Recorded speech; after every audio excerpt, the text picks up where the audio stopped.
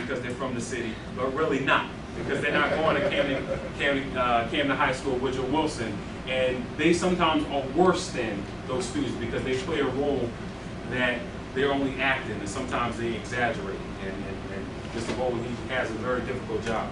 But, I'm sorry, one of the things I think is important for us to do is reach out to current students or former students of Camden County College GED program, Genesis, Camden Youth Build, and also the work group, and have some of those students talk to us about what to expect, because they were on the other side at one point, to find out what encouraged them to go to school, because most of those programs, or really all of them, most of the students who attend there are voluntary students. Some of them are there because of parole or probation, but they can come and tell us from the street level exactly what to expect.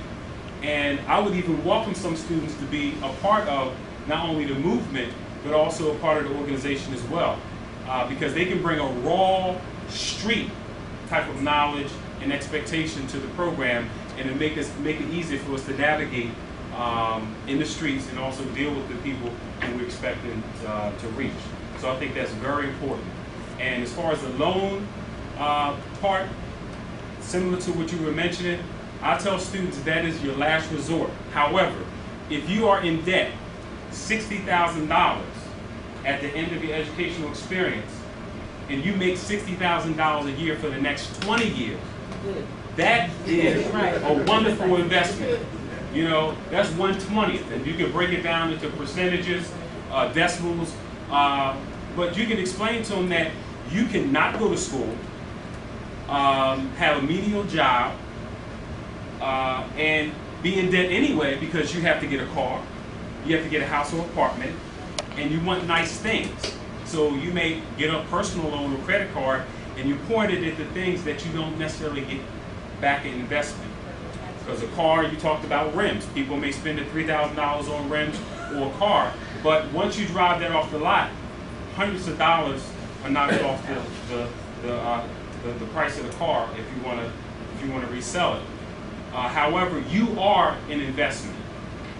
And like Mr. Golden was mentioning, you are the investment that you not only get an education, but you have to work to get a job so you can earn the money. Because if you're working a little bit of hours at a menial job, you're going to have a lot of debt anyway. And it's best to pour that money or get quote unquote free money up front that you have to pay back when you're able to, in addition to paying for the things that you enjoy doing.